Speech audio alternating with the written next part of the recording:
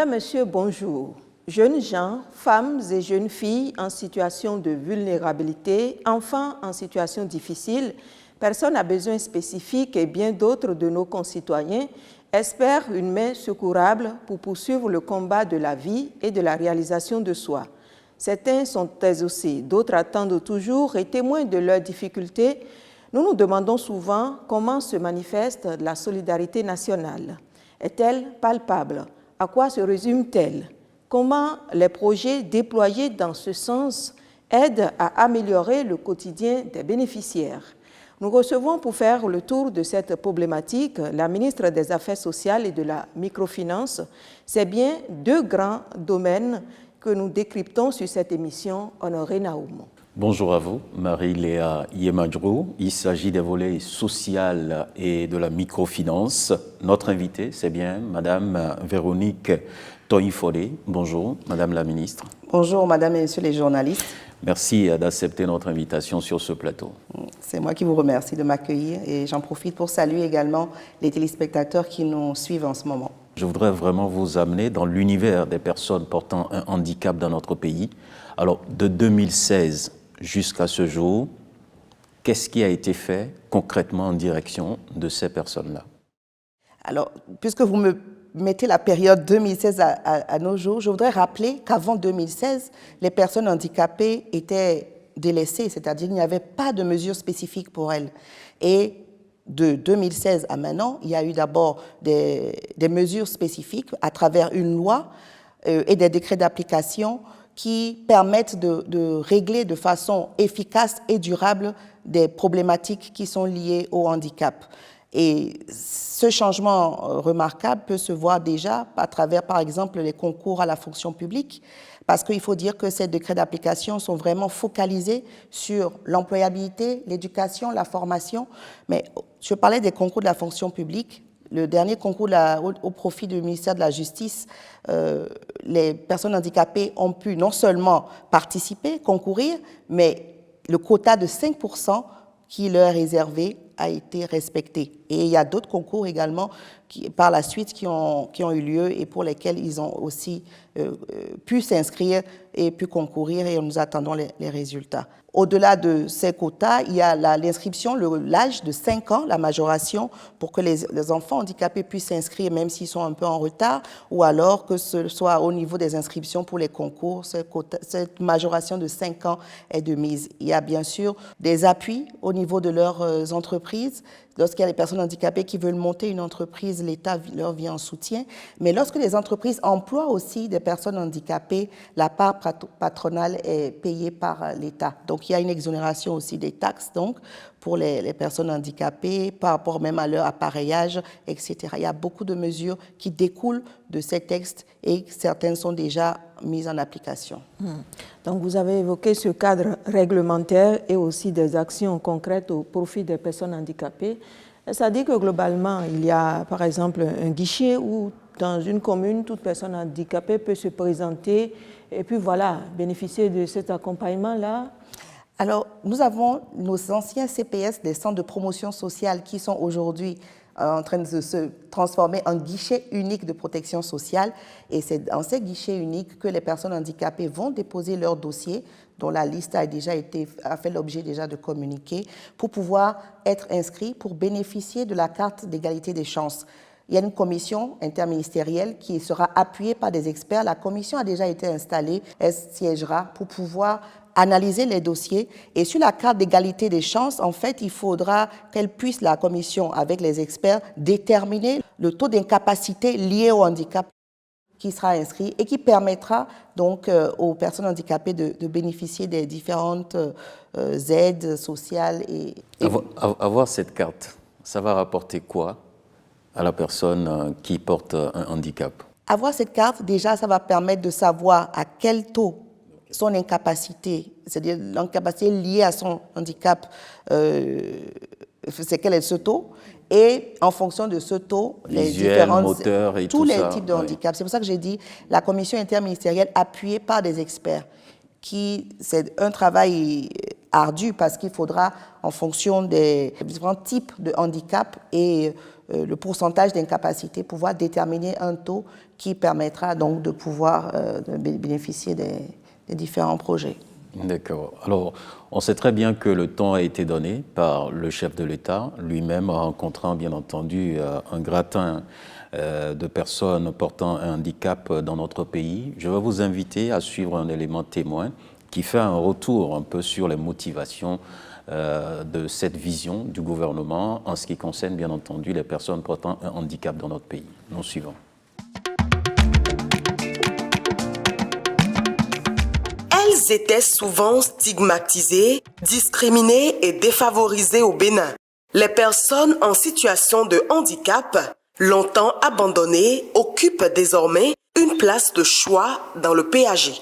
En vue d'une meilleure intégration sociale de cette couche particulièrement vulnérable, le président de la République du Bénin a pris des mesures pour l'opérationnalisation de la loi numéro 2017-06 du 29 septembre 2017 portant protection et promotion des droits des personnes handicapées en République du Bénin. À tous les niveaux, nous allons développer un programme de construction d'infrastructures, de formateurs et de formation des formateurs à l'avenir.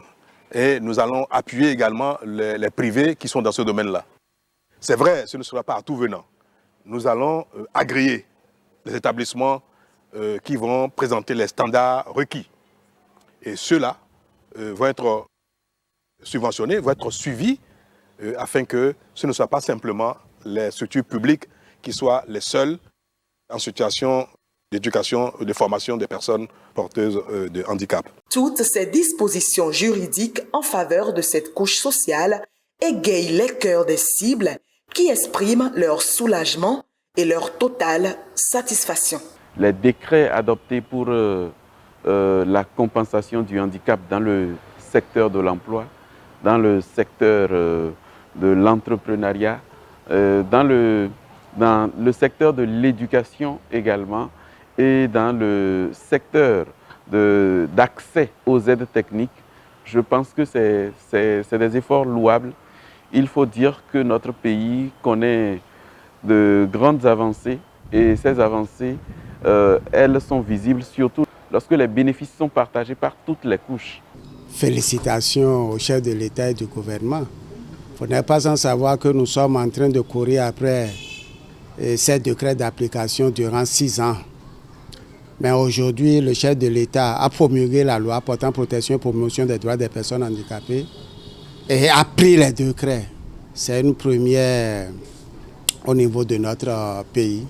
Et je crois que c'est une très grande avancée au niveau de la sous-région. Il a fait bonne œuvre. Vous savez, quand vous sortez du pays, aujourd'hui, le Bénin est cité en exemple par rapport à la protection, à la législation, par rapport aux mesures gouvernementales qui sont prises pour assurer, faire bénéficier des personnes vulnérables leurs droits. Depuis la science des décrets, il n'y a pas de jour où il n'y a pas de bonnes nouvelles venant du gouvernement depuis.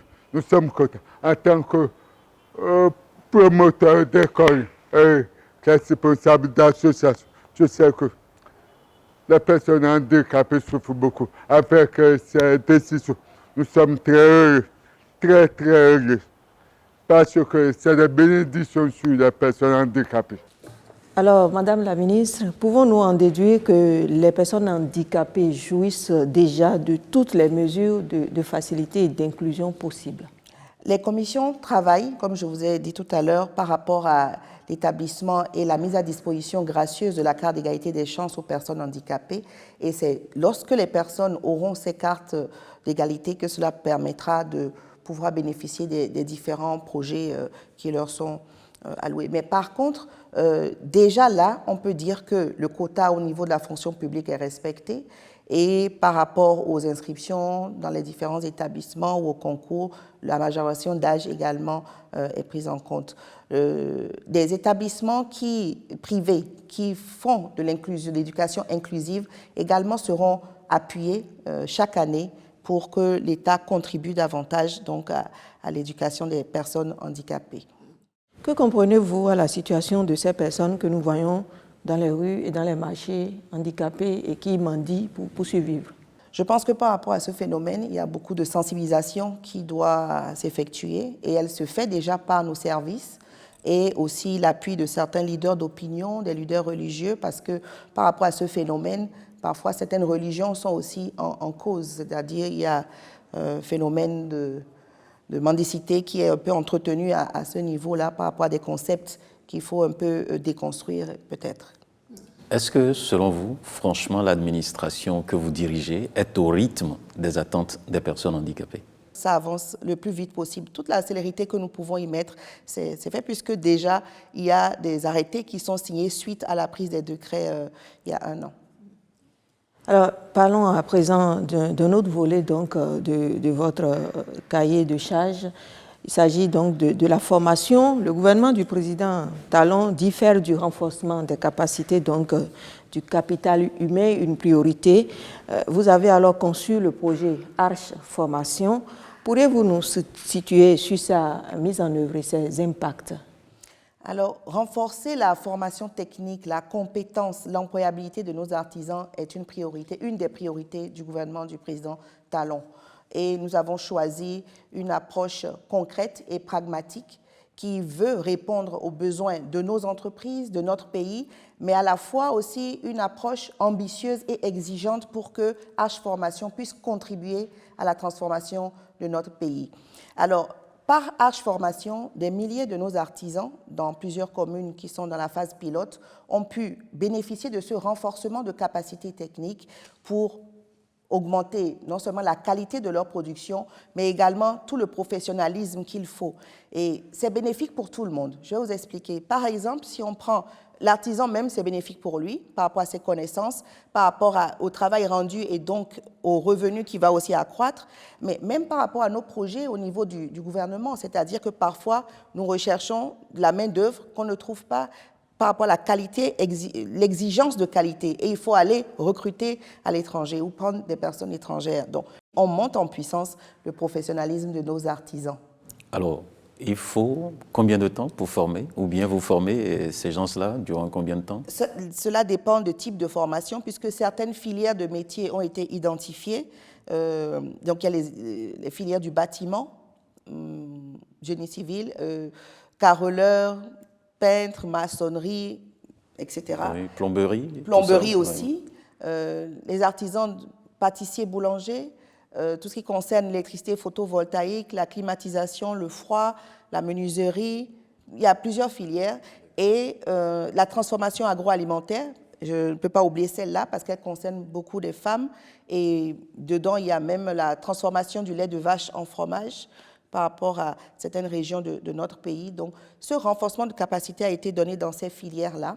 Nous avons déjà pu toucher 3200 artisans et d'ici la fin de 2024, il y a 3000 autres qui vont pour finir leur cursus de formation et pouvoir contribuer efficacement à tout ce que je viens de dire. Comment sont-ils sélectionnés? Ils sont sélectionnés par rapport à leur dossier qu'ils déposent au niveau des CLAF. Les CLAF, ce sont les comités locaux de H Formation qui comprend le maire, un représentant des affaires sociales qui est l'assistant social du guichet unique de protection sociale et surtout, personne très importante, qui vient de leur fédération. Parce que vous savez que les artisans, par rapport à la Chambre des métiers, est très bien organisée, structurée, avec des démembrements jusqu'aux communes. Et donc, il y a les représentants de tous ces strates-là. Et donc, les dossiers sont étudiés avec des critères qui correspondent non seulement aux besoins des projets également dont l'État fait mention, mais également de leurs besoins aussi à eux de formation par rapport à ce qu'ils écrivent dans leur domaine. Je voudrais savoir si les artisans sont formés gratuitement ou bien s'ils doivent contribuer. La formation, l'hébergement, la restauration pendant la durée de la formation, tout est pris en charge gratuitement par l'État. Ah, donc, ils sont regroupés sur un site pour suivre cette formation-là. Il y a des experts internationaux qui viennent pour ces missions, avec certains experts nationaux, bien sûr, en fonction des filières et de la demande. Et donc, ils sont formés sur place, sur site. Il y a la partie théorique, mais il y a surtout aussi la partie pratique. Alors, nous allons nous rendre sur le terrain, Honoré Naoum, pour voir tout ceci avec les bénéficiaires.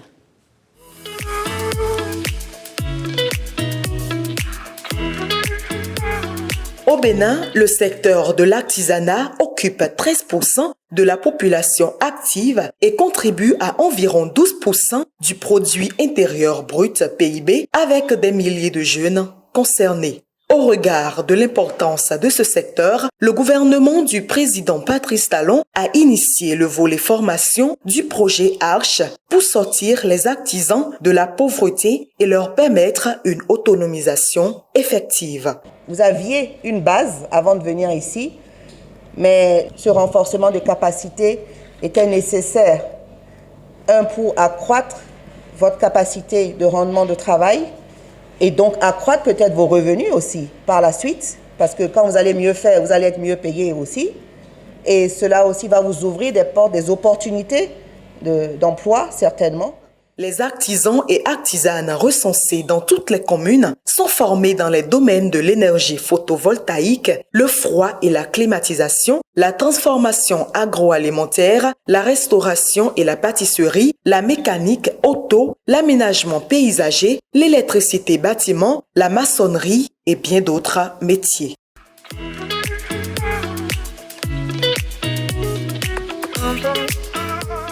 Les études n'ont pas d'âge. Donc, il faut chercher à faire plus, il faut chercher à innover, il faut chercher à faire la différence.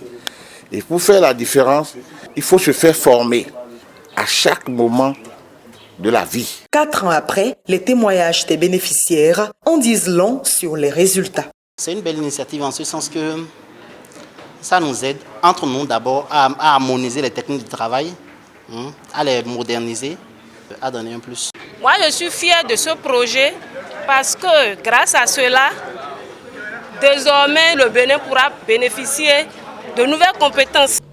Il y avait beaucoup de choses que je n'avais pas compris dans mon métier en tant que peintre.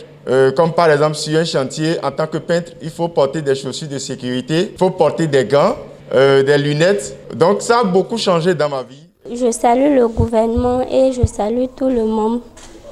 Vraiment, les formations nous ont permis de connaître plusieurs choses encore sur la transformation. Avant, nous, on tamisait le lait avec le tamis.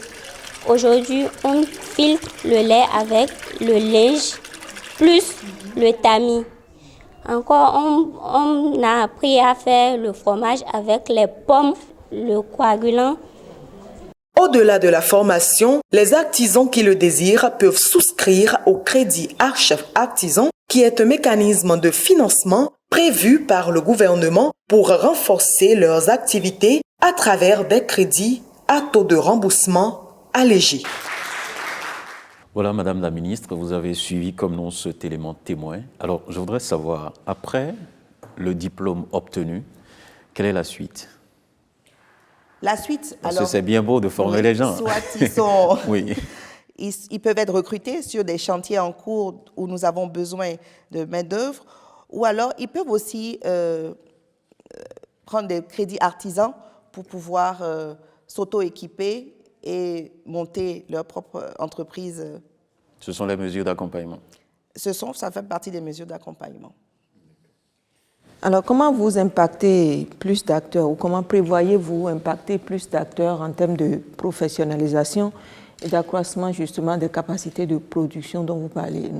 Alors, Arche va s'étendre davantage puisque la phase pilote sera bientôt évaluée et pourra passer à échelle et pourra atteindre plus d'1 million d'artisans.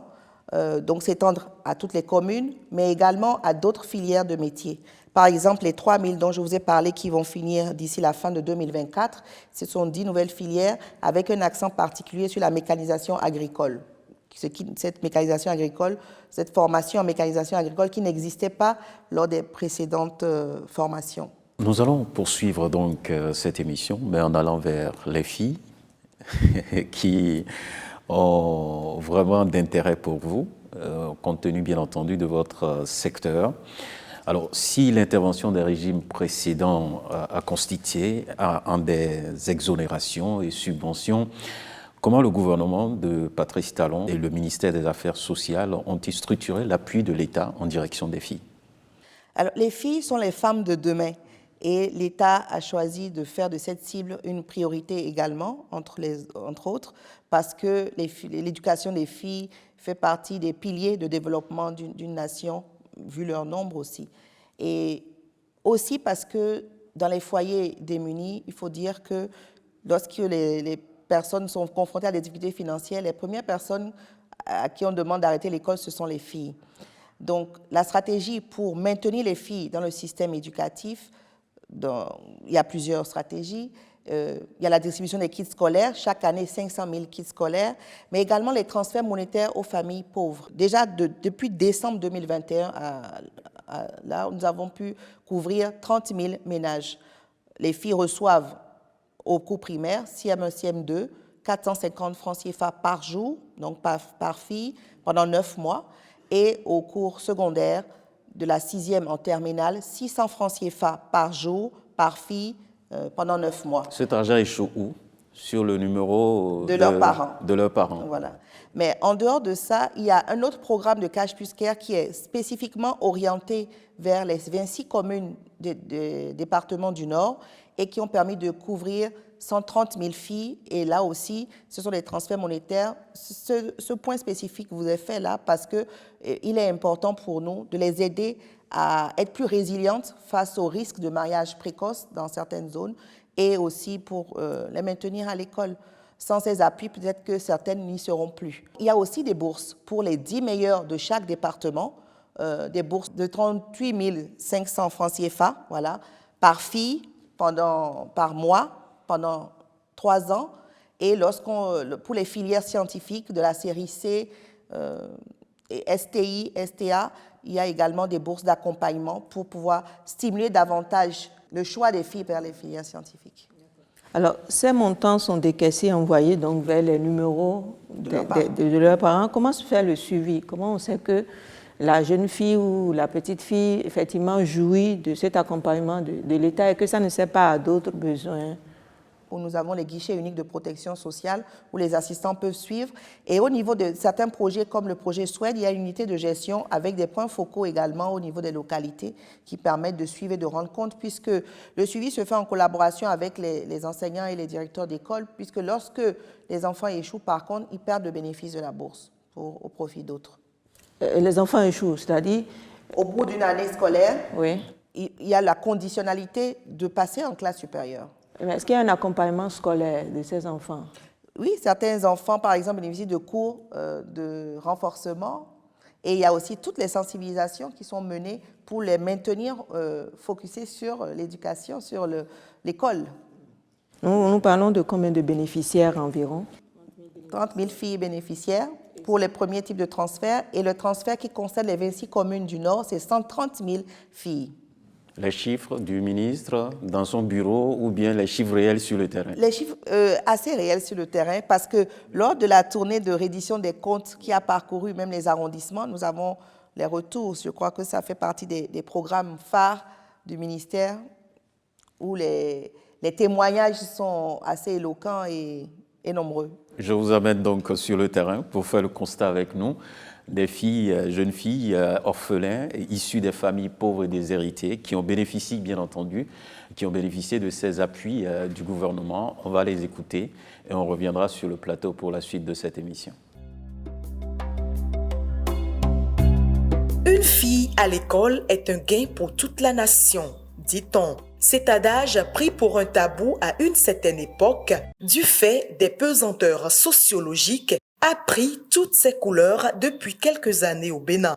Grâce aux nombreux efforts consentis par le gouvernement, avec l'appui des partenaires techniques et financiers, la nécessité d'inscrire les filles à l'école et de les y maintenir jusqu'à l'achèvement du cycle scolaire préoccupe au plus haut point les gouvernants. Les statistiques montrent qu'une fille sur 10 est mariée avant l'âge de 15 ans au Bénin en 2018, ce qui contribue à creuser les disparités entre le taux de garçons et de filles à l'école au fil des années. Nous notons aussi que sur 100 000 habitants, 1700 garçons font aujourd'hui des études supérieures, contre seulement 630 filles. Face à ces chiffres assez préoccupants, le gouvernement du Bénin a trouvé, à travers le projet SWED et plus précisément son sous-projet Maintien des filles à l'école, une réponse qui vient corriger ces inégalités remarquables. Au nombre des mécanismes mis en place à cet effet, la distribution des kits scolaires et les opérations de transfert monétaire conditionnel aux filles issues de familles vulnérables restent des initiatives impactantes.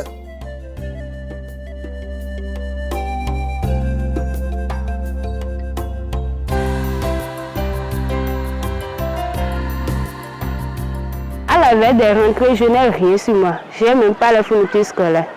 Et donc, j'étais très soucieuse. C'est là qu'ils m'ont aidé avec des fournitures scolaires et des cahiers à l'appui. Depuis la seconde jusqu'en terminale, ça a été très facile pour moi de continuer l'école parce que ma mère n'a plus rien à dépenser. Ainsi, depuis octobre 2020, plus de 30 000 filles reçoivent à chaque rentrée des classes ces kits composés de fournitures scolaires, d'ouvrages au programme, de sacs solaires et de tenues kaki confectionnées par les autres bénéficiaires du projet. Au-delà des kits scolaires, ces filles et leurs familles bénéficient également des transferts monétaires conditionnels.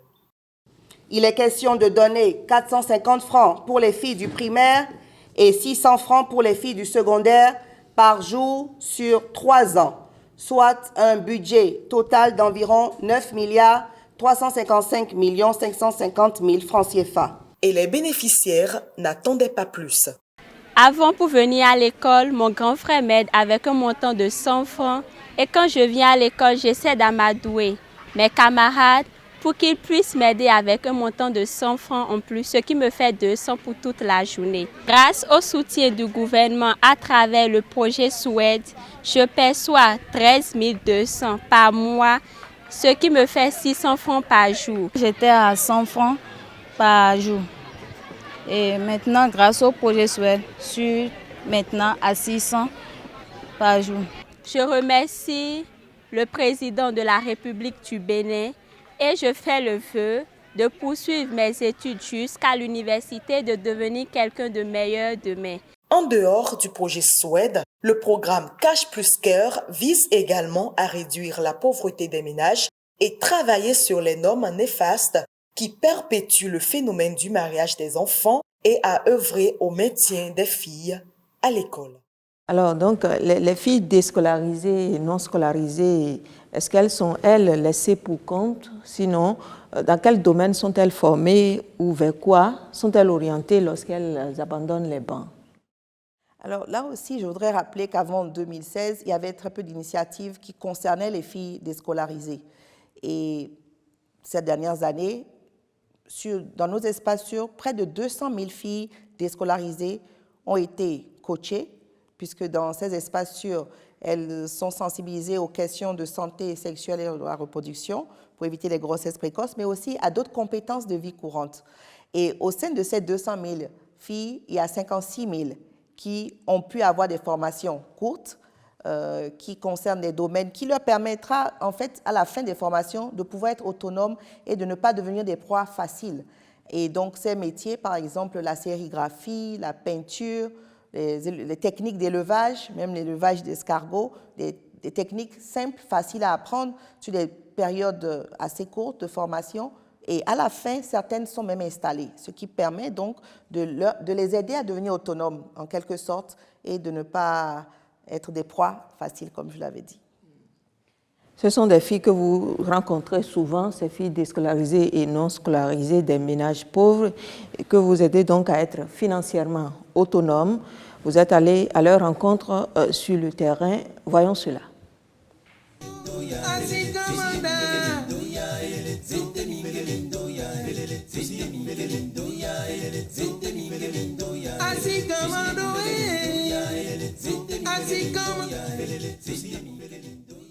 J'ai laissé les études en classe de la première parce que je n'avais pas les moyens pour continuer l'école.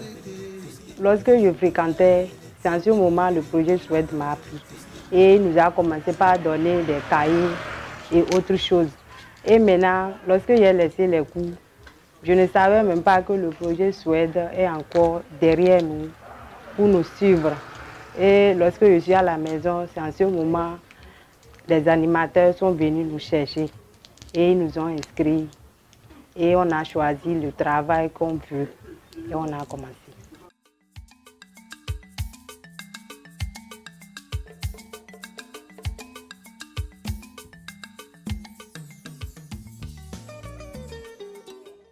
J'ai étudié jusqu'en terminale. Compte tenu des moyens, et je me suis arrêtée. Et je pensais que pour moi, c'était fini. Mais le projet SWED est venu me donner encore une deuxième chance. Je suis venue ici pour faire la formation en élevage. J'ai fait élevage en aviculture, en pisciculture, en cuniculture, maraîchage et en pépinière. Avant, je ne connais rien par rapport à toutes ces choses-là. Mais maintenant, je comprends comment on peut élever une poule, et comment faire la pépinière, comment élever lapin. J'ai appris toutes ces choses-là et comment préparer, comment faire leur provende.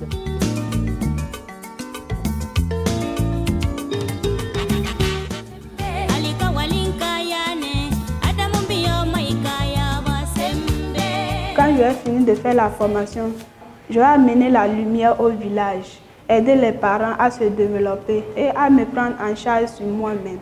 Car une fille doit apprendre un métier pour ne pas attendre son mari demain. Mi machine non ni o ko blo ko ro po mo. Tin wai. Nu ka di onu kegero present me. Ndo machine da ya. Nwe ka na mi machine non ni o. Level don to e o. Nje kwe pleji. Kwe nple da ye o. Wa mo deuxième main devo. Be don mi. Bon level ho. Machine na mi lo wezo bon wa do mo devo bo ko tombo kona. Ta akome mi nono pa mi de nyamo abo nyinyo nyinde o donc tu vas pla mi formation lo mi va pa nyamo abo lo en ngangare kale me mi onyo shwa mi dana akome king alo mi ofi wo mi dana akome agbongo sansan fa tu vas pla mi va tojo mi va nyamo en ngangare ka yin ne pomo mi de donde cha yin mo mi lebudio so tutu e mi o mi he o mi va nyinde kale e so me mi o cha o le ha chu pla mi do e mi gbe pla do ke mo mi va po le ha chi. Il y a aussi ces deux initiatives qui nous intéressent, Honoré. Oui, tout à fait. Madame la ministre, vous le savez bien, on fait allusion à deux projets que vous conduisez également, des filets sociaux qu'on appelle Access ou Besoké, et qui ciblent les pauvres extrêmes. Mais justement, je voudrais savoir ce que c'est. Ça veut dire quoi, pauvre extrême? Alors, pauvre extrême, ce sont nos concitoyens qui sont dans des situations d'extrême vulnérabilité et qui, malgré tous leurs efforts, ne sont pas sûrs d'avoir un repas par jour. Contrairement aux pauvres non extrêmes, qui sont aussi dans des situations de vulnérabilité, de pauvreté, mais qui peuvent s'alimenter, donc qui ont quand même un petit travail, et pour lesquels, par contre, certains besoins peuvent être en précarité, des besoins secondaires. Alors, comment s'exprime alors la solidarité nationale vis-à-vis de cette couche-là? Pour pouvoir exprimer la solidarité nationale vis-à-vis de cette couche, il fallait d'abord les identifier. Et en les identifiant, construire ce que nous appelons le registre social unique, ce qui a été fait. Sur cet élément, par transparence, il faut aussi dire que les enquêteurs qui vont dans les ménages pour pouvoir identifier ces personnes sur la base d'une grille de questions qui permet de classer les personnes, ces enquêteurs, pour certains, ils ont aussi mis le pied là où il ne faut pas, c'est-à-dire certains sont même aux mains de la justice actuellement parce qu'ils ont enrôlé des personnes qui n'étaient pas pauvres extrêmes dans la base. Ils n'ont pas été formés? Ils ont été formés, bien, c'est la mauvaise foi. L'État aura beau faire tous les efforts, il y a ce que chaque Béninois aussi a à faire en termes de contribution. Parce que là, cette base, du coup, il faut là encore la contrôler, la recontrôler, essayer d'enlever les personnes qui ne sont pas pauvres et pauvres extrêmes et mettre dans la base quelques pauvres extrêmes qui ont peut-être été oubliés. D'accord. Et le projet Access, ça consiste à faire quoi concrètement? Alors, le projet Access, c'était la première tranche des filets socioproductifs. Ce projet s'est terminé depuis 2018 et a consisté dans des transferts monétaires à 20 000 ménages pauvres pour la subsistance alimentaire. Il y a eu un tel engouement pour ce projet que maintenant nous sommes arrivés au projet Gbesoke, dont vous avez parlé, qui également s'occupera de transferts monétaires, mais productifs. Ça veut dire quoi? Ça veut dire que nous allons transférer des montants mensuels à des ménages pauvres, mais nous allons les suivre pour que ces ménages pauvres puissent réaliser des activités génératrices de revenus. Donc, la vision, l'objectif que nous poursuivons, c'est de pouvoir aider par la formation, par les activités génératrices de revenus, les personnes pauvres à se prendre en charge elles-mêmes que plutôt de les maintenir dans un état d'assistanat définitivement. Donc, chaque mois, ils recevront dans Gbesoke 10 000 francs par mois, mais au 5e et au 9e mois, ce sera 50 000 francs CFA par mois. Et il y a tout le coaching, tout l'accompagnement des assistants sociaux des guichets uniques de protection sociale pour que des activités génératrices de revenus soient menées et que les personnes puissent prendre leur envol. C'est la meilleure manière que l'État a de pouvoir porter les ménages pauvres en situation de difficulté, de les sortir de la pauvreté pour qu'eux-mêmes ils puissent se prendre en charge. Donc ce n'est pas recevoir de l'argent et aller dormir. Et aller dormir, manger et dormir, non, parce qu'il faut faire quelque chose. Forcément. Et après, même si au bout d'un moment le projet se termine, ils doivent pouvoir continuer à être autonomes, à être indépendants. Sortir de la pauvreté, de l'extrême pauvreté. Ils ont les filets, c'est pour ça que ce sont des filets pour dire qu'on leur tend de quoi s'en sortir. Et avec l'accompagnement qu'il faut. Il y a bien sûr la subsistance alimentaire, mais il y a l'aspect activité génératrice de revenus et l'aspect aussi coaching pour vraiment les aider dans toutes les sphères possibles à se reprendre en main. Mais Gbesoke ne comprend pas que les transferts monétaires aux pauvres extrêmes. Le Gbesoke comprend aussi la mise aux normes et l'extension de nos structures, nos infrastructures destinées à délivrer des services, des prestations sociales. Donc, nous avons là des guichets uniques de protection sociale dont l'environnement infrastructurel va totalement se métamorphoser grâce à une des composantes du projet Gbesoke. Alors, la nouvelle politique pénale de l'État, parlons-en surtout en matière de violence basée sur le genre, cette politique, elle est coercitive, il faut le dire, avec à la clé le renforcement de l'arsenal institutionnel aussi, de l'INF et un régime juridique foisonnant. Comment le ministère des Affaires sociales et l'Institut national de la femme renforcent leur coopération, un peu pour faire reculer les frontières des violences et agressions de toutes sortes sur la femme, et la fille et l'enfant? Alors, le ministère des Affaires sociales et l'Institut national de la femme travaillent en parfaite symbiose pour la bonne raison que nous poursuivons le même objectif. Maintenant, le ministère des Affaires sociales s'octroie plus à aller vers des sensibilisations, vers la vulgarisation des textes de loi, cette traduction en différentes langues. Nos assistants sociaux dans les centres les guichets uniques de protection sociale vont dans les médias, les radios locales pour pouvoir parler de ces lois, de tout l'impact qu'il faut en retenir. Et l'Institut national de la femme a été redynamisé sous le leadership de volonté politique très forte du gouvernement du président Talon pour pouvoir être un bras opérationnel pour la dénonciation, pour le recueil de ces dénonciations par le déploiement des points focaux dans toutes les institutions, les écoles, les universités, les marchés un peu partout, et aussi pour aller vers la prépression, pour vraiment décourager les prédateurs qui continuent de chosifier la fille, la femme. L'Institut national de la femme a la possibilité de se porter partie civile devant les juridictions, même pour les cas où les familles renoncent aux plaintes. Parce que vraiment, le gouvernement est déterminé à ce que cette violence, ces viols sur les petites filles et consorts, que cela s'arrête. Mieux, dans l'arsenal juridique dont vous avez parlé, il y a une clause spéciale qui est inédite, qui est l'interdiction de relations amoureuses et ou intimes entre l'enseignant ou le formateur et son apprenante ou son élève. Ou alors l'enseignant change d'école, mais ce n'est pas possible. Et cela nous distingue réellement par cette volonté de vouloir aider nos filles, non seulement par les transferts monétaires dont nous avons parlé tout à l'heure dans les cas des ménages pauvres, mais également dans leur protection entière pour poursuivre sans entrave, sans chantage sexuel, leur scolarisation pour aller le plus loin possible. C'est les filles mineures ou il y a les majeurs aussi qui sont interdits de relations avec les enseignants? Même si les majeurs, et leur consentement ne compte pas. Parce que si elles sont dans une université, dans l'amphithéâtre où a lieu le cours, le professeur qui est là n'a pas le droit d'avoir une relation intime avec son élève. Alors, est-ce que, concrètement parlant, le gouvernement de Patrice Talon assure donc un environnement protecteur aux enfants en situation difficile dans notre pays? Aux enfants en situation difficile, il y a plusieurs stratégies. Nous n'avons pas pris la stratégie de l'orphelinat, par exemple, de créer des orphelinats publics, mais nous avons pris la stratégie d'assainir le milieu des centres d'accueil de protection de l'enfant, des KPE, et lorsque cet assainissement sera terminé, qu'on puisse apporter également l'aide de l'État dans ces KPE où se situent certains enfants orphelins.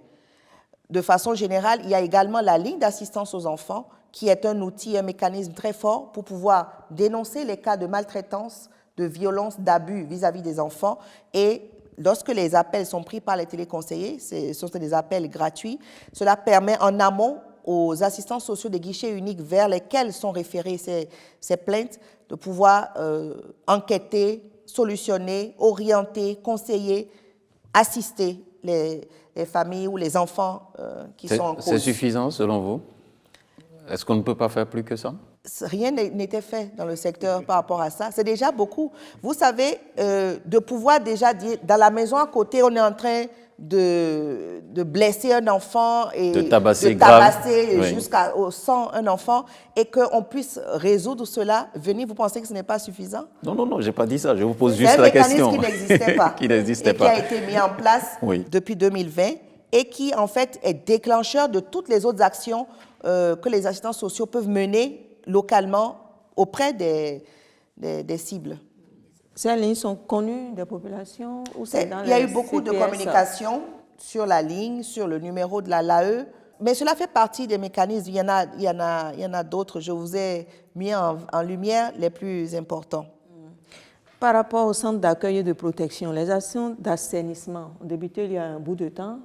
Ça veut dire que ce n'est pas fini parce que vous dites qu'il faut attendre la fin de l'assainissement pour soutenir ces structures, souvent privées et confessionnelles qui... Voilà. Alors, il faut dire qu'il y a eu un décret d'application qui a revu les normes pour vraiment prendre en compte le contexte actuel. Donc, c'était des anciens, très vieux décrets.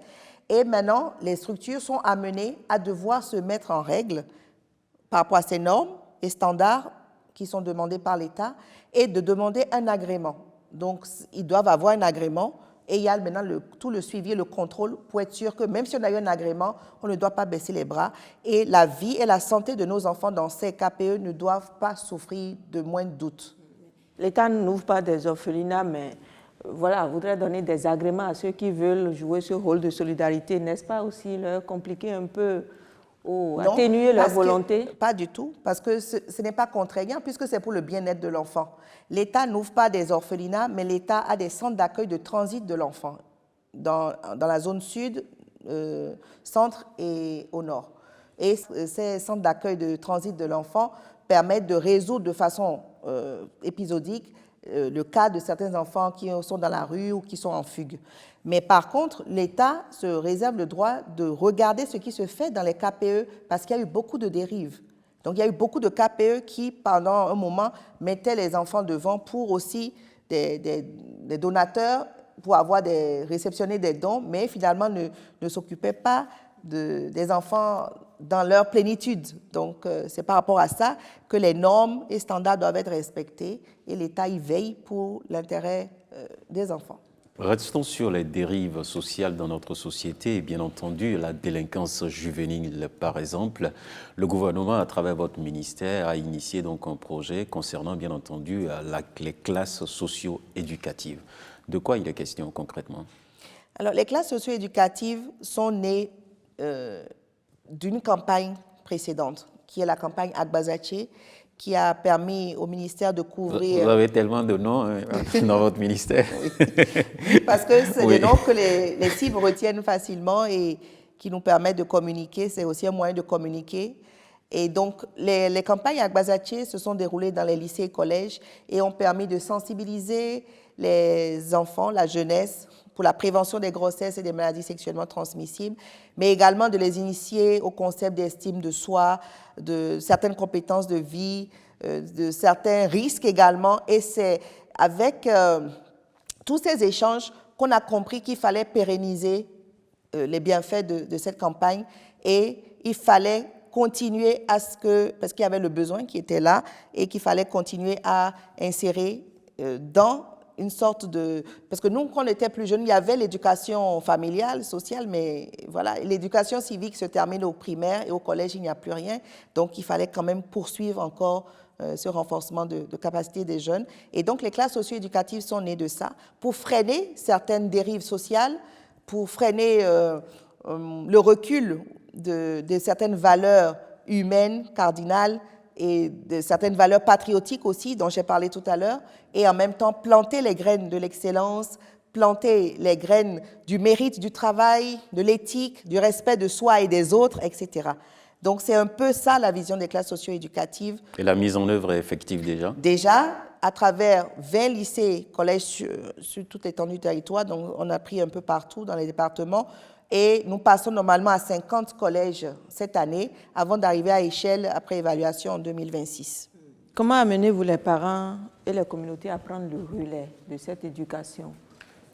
Alors, nous faisons beaucoup de sensibilisation qui inclut en même temps les enfants et les parents, déjà à travers le dialogue parents-enfants qui est creusé, destiné à aider les parents à mieux échanger avec leurs enfants qui sont dans ce besoin. Et donc, il y a aussi les classes des parents que les assistants sociaux mènent. Ce sont des écoles des parents, classes des parents, où on discute. Par exemple, quand il y a eu la flambée du phénomène de la cybercriminalité, on a eu ces échanges avec les parents pour leur expliquer et vraiment aller au plus loin possible, en profondeur, sans tabou, dans les éléments de dialogue avec les enfants. D'accord. Merci beaucoup à vous, Madame la Ministre. Le troisième pilier du PAG 2021-2026 est intitulé « Accroître durablement le bien-être social des populations ». Marie-Léa. Oui, et cela passe donc par le projet Arche Assurance Maladie. Alors, actuellement, comment s'est expérimentée cette assurance-là? Combien de Béninois y ont accès? Alors, il faut aussi rappeler pour ce projet d'assurance maladie que depuis les indépendances, aucun système d'assurance maladie offert par l'État n'a pu prospérer. Même pas le RAMU qui a fait quelques ébauches avant 2016. Et donc, à partir de 2016, des études de faisabilité ont été menées. L'identification dont je parlais tantôt des ménages pauvres, parce que l'État garantit dorénavant 100% de gratuité des soins de santé primaire aux pauvres extrêmes et 50% de gratuité aux pauvres non extrêmes à travers les affections qui sont contenues dans un panier de soins. Et aujourd'hui, il y a 1 million de nos concitoyens qui ont déjà la carte Arche, mais c'est une base normalement qui est dynamique, c'est-à-dire qu'elle n'est pas figée. Je suis pauvre aujourd'hui, pauvre extrême. Avec tous les programmes qu'on a évoqués tout à l'heure, il y a de fortes chances que je m'en sorte. Et donc, quand j'atteins un niveau, on me sort de la base et par contre, peut-être que s'il y a d'autres qui sont dans la difficulté, ils pourront rentrer dedans. Donc, c'est une base dynamique. Cela est constitué donc par le registre social unique. Alors donc, ce volet assurance maladie du projet Assurance pour le renforcement du capital humain, Arche, allège donc, comme vous le dites si bien, la souffrance de nombre de nos concitoyens. Marie-Léa. Oui, et vous vous rendez donc souvent sur le terrain pour des séances d'inspection du dispositif, comme l'on le note dans ce magazine.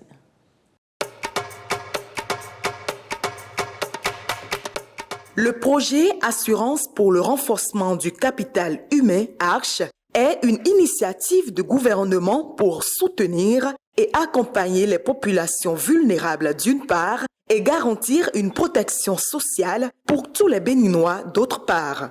L'objectif général de ce chef-d'œuvre est d'accroître la capacité et l'accès aux services de base ainsi qu'aux opportunités économiques de façon durable et équitable pour tous les Béninois, surtout les plus défavorisés. Lancé en juillet 2019, ce projet est subdivisé en plusieurs volets, dont notamment celui de l'assurance maladie qui a démarré sur le terrain par la phase technique des enquêtes. Est-ce que vous vérifiez qu'effectivement les critères de pauvreté sont respectés? En fait, il y a 23 listes qu'on nous a faites. Projet pour le renforcement du système sanitaire, qui a une liste Il y a aussi le projet H lui-même qui a aussi 2 listes. Il y a les pauvres extrêmes et les pauvres non extrêmes. Donc c'est suivant ces listes-là qu'on essaie de les enrôler. Ces enquêtes ont permis d'élaborer un registre social unique comportant la liste nominative de toutes les personnes pauvres et extrêmes pauvres du pays.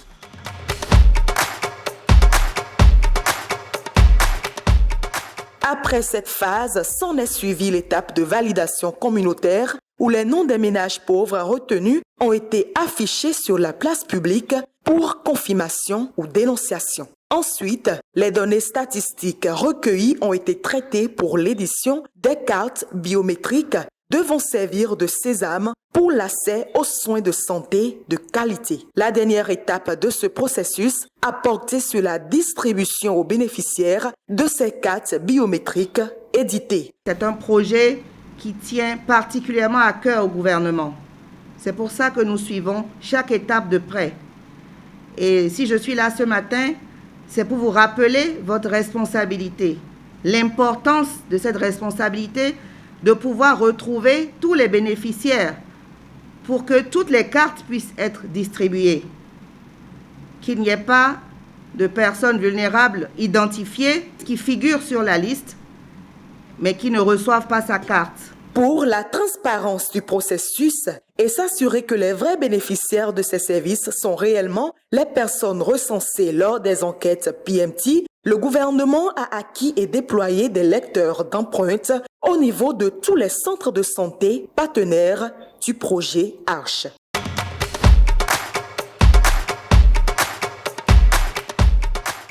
Avec ces cartes biométriques, les cibles sont gratuitement prises en charge dans toutes les consultations, dans les affections et soins médicaux, ainsi que dans les analyses biomédicales y afférentes. Le traitement les bleus. Nous c'est 14. Nous y amassi. Nous y on million. Des divo et de refio et nous servi bimi. Bokale don ni le dire et on a nous c'est wa ouais. Tu bon ton hontobo. De nous be mi on. 4 mettons be azo. Bon il doit to potaton, il doit to potaton, pota combien on le wa mi yo. Et il ça de fi. Bo 9 jours le fi. Pour aller comme bébé. Donc on les quoi après on est goûté au bon les bas sont les ouais. T'es d'abord pour premier gars 3 mois. Pour mi avoir fait. Consultation là et blonou mi fata. Mi to gbenu a kuna jara no. Bo wa do gbenu président mi ton. Po do gbenu check pipa ro. Ma wo de gbo do ko to me. Boy do na alogo ene maro ganon le o. Jésus on a les procos de d'affaires ni hukamo. Murana et la médecin hukamo. Même moi mais c'est quoi?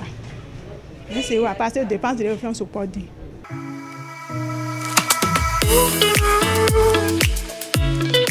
C'est vraiment utile et on salue l'initiative parce que avec ça maintenant les malades spontanément, surtout les détenteurs de cartes, se dirigent directement vers les centres de santé.